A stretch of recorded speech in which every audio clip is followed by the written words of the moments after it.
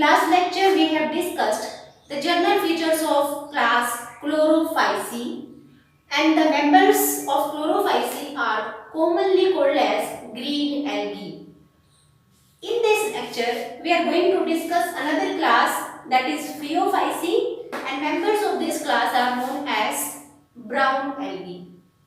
So now let's study what are the general features of this Phaeophyceae or the brown algae, and how they are different from that of green algae or the members of Chlorophyceae. So let's first of all discuss about their habitat. अगर बात इनकी habitat की करते हैं कि हम इन्हें कहाँ लोकेट कर सकते हैं, तो यहाँ पर इनके लिए एक इंटरेस्टिंग बात यह है कि ये इनमें फ्रेश वाटर फॉर्म्स रेयर होते हैं.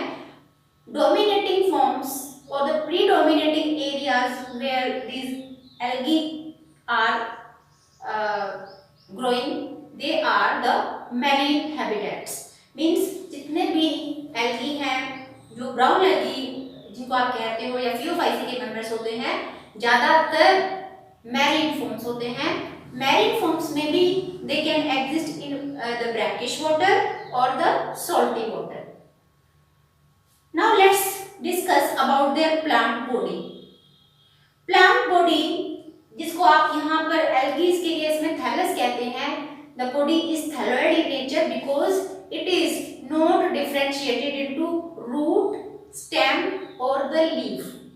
But how they are different from the green algae? जैसे green algae में हमने बात की थी कि they also have unicellular forms like Chlamydomonas and Chlorella. लेकिन ब्राउन एल्गी का कोई भी ऐसा मेंबर नहीं है जो यूनिसेलुलर फॉर्म है. All the members of the Phaeophyceae are multicellular in nature.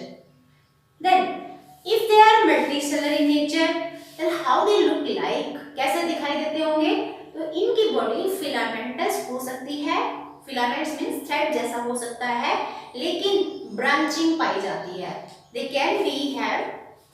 can be having filamentous body with simple branching. जैसे आपके लिए यहाँ पर एक डायग्राम बनाया गया है. This is of ectocarpus. This plant body or this thallus is belonging to the ectocarpus, and you can see that it is a filamentous structure, but it is branched structure. So the filamentous body can be simply branched. But in this Phaeophyceae class, there are number of members which are having body which is having a number of branches, means they are profusely branched.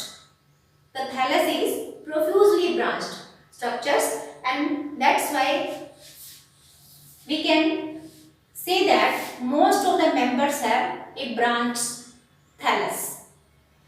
जो branch जिनकी body काफी profusely branch होती है, ऐसे brown algae को, और ये actually इनकी जो अगर बात करें कितना ग्रो कर सकते हैं, तो जैसे ये एक्टोकार्पस है, दिस एक्टोकार्पस इसकी हाइट तो लगभग 1 मिलीमीटर के करीब हो सकती है. तो आप मान के चलिए कितना छोटा है, लेकिन इन्हीं के कुछ ऐसे मेंबर्स भी हैं जो 100 मीटर्स तक की हाइट के हो सकते हैं.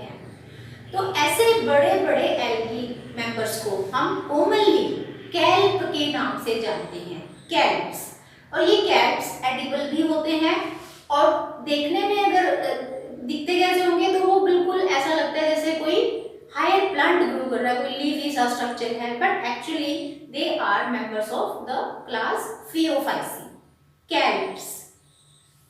Now let's discuss what type of pigments they are possessing. अभी आपसे बात हुई थी कि ये ब्राउन एल्गी के नाम से जाने जाते हैं. इसका मतलब इनका जो बॉडी है वो ग्रीन नहीं नजर आएगा, प्योर ग्रीन, या जैसे ग्रीन एल्गी के मेंबर्स हैं जिनको आप कह रहे थे कि ग्रास ग्रीन नजर आते हैं, बहुत जो जितने भी मेंबर्स हैं वो ग्रीन होंगे. लेकिन यहाँ पर जो मेंबर्स होते हैं वो ओलिव ग्रीन नजर आ सकते हैं, या उनके पास ब्राउन कलर की अलग अलग शेड्स हो सकती हैं.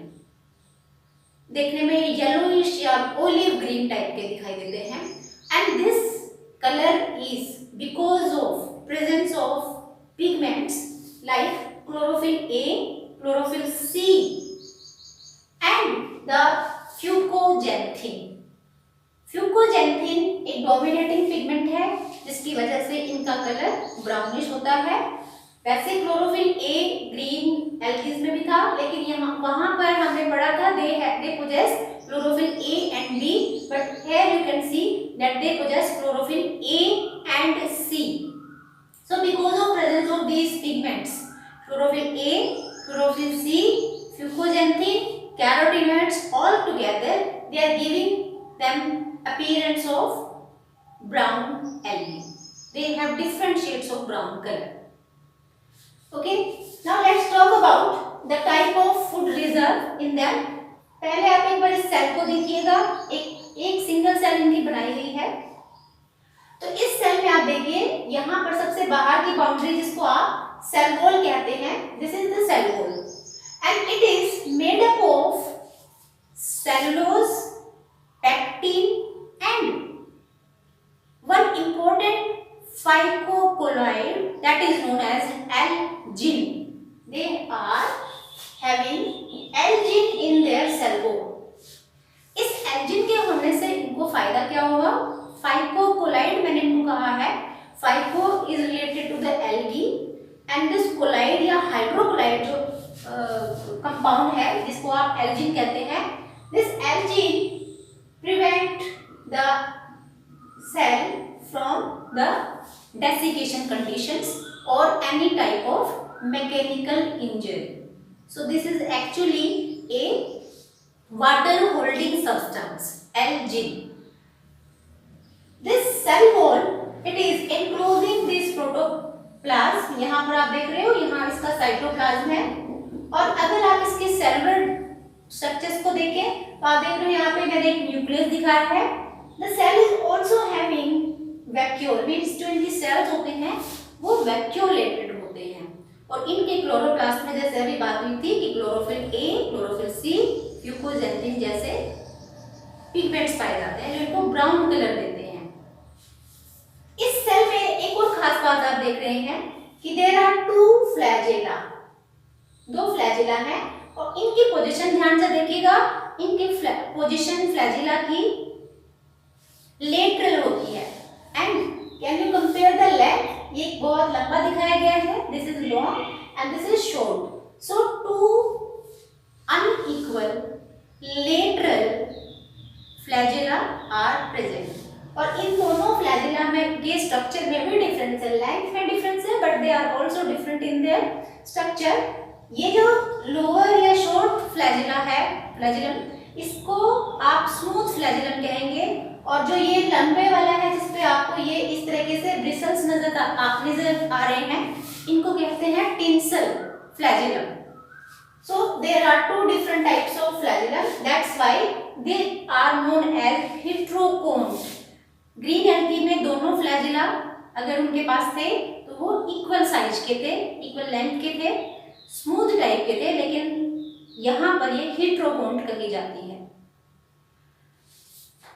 Now see the structure of this algae. इसका नाम लैमिनेरिया है और इसमें आप देखिएगा जो बॉडी है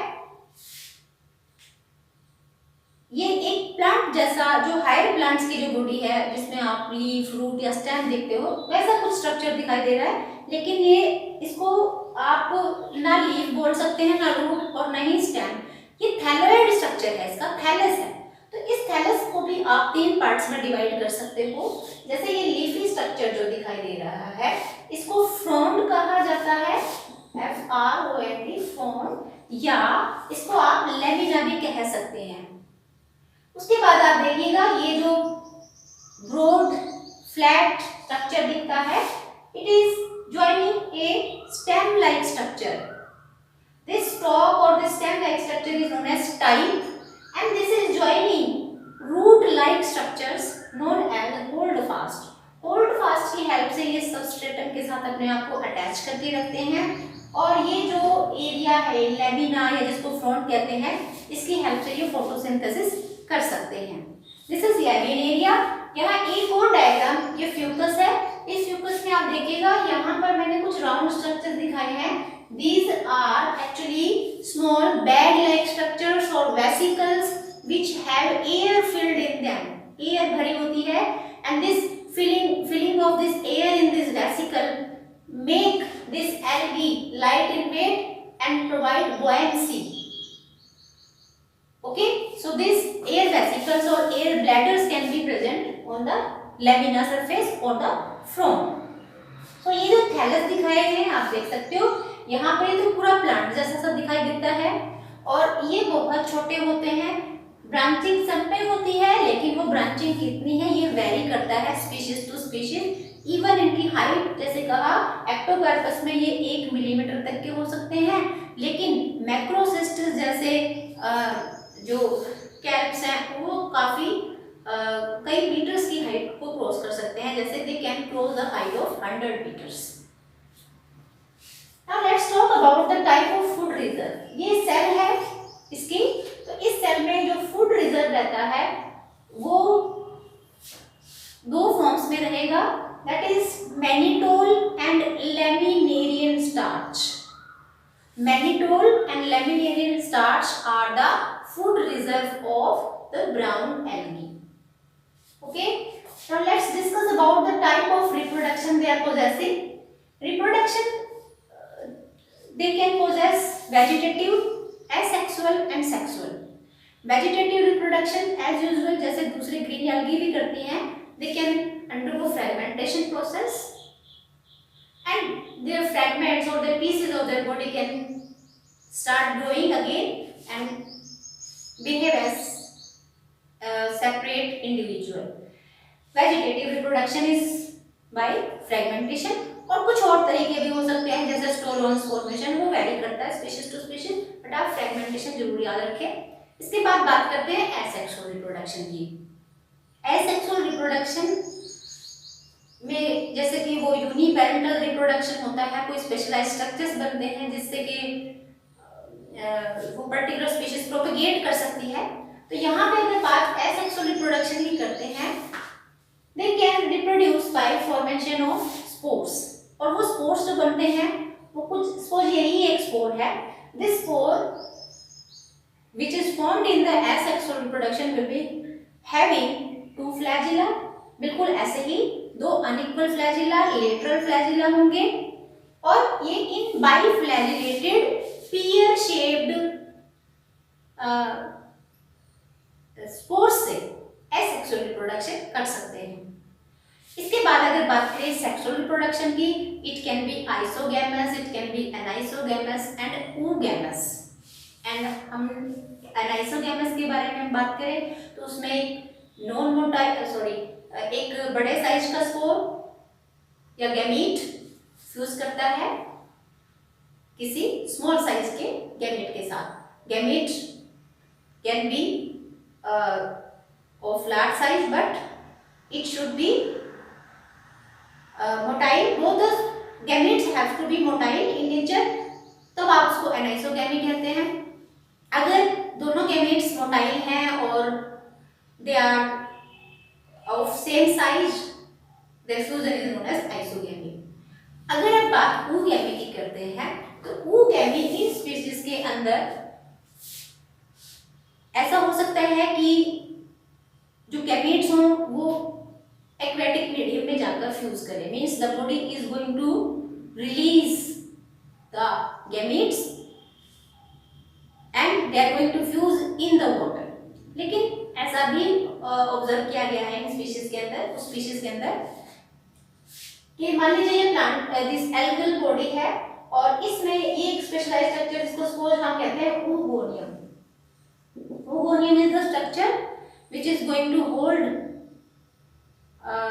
the oogonia। जैसे यहाँ पे सपोज ये सेल है, फीमेल गैमीट लगा लीजिए, लार्ज सेल है, and this is then fused with going to fuse with the small sized motile gamete from the male body। तो ऐसा भी हो सकता है कि स्पेशल स्ट्रक्चर के अंदर जो गैमेट्स हैं वो फ्यूज कर जाए, इंटरनल फर्टिलाइजेशन मतलब हो सकता है इनके अंदर, या फिर it can be helped with the water currents. So all the 3 different types of sexual reproductions are reported। Now let's have some examples. Examples of this brown algae class Phaeophyceae can be like यहाँ पे हमने बात किया Laminaria या फिर Ectocarpus, ये Fucus है, इसमें आप डिक्टियोटा का नाम दे सकते हैं, Sargassum, Macrocystis. So there are number of brown algae members which are, if they are in large size, then you have to remember that they are commonly called as canids.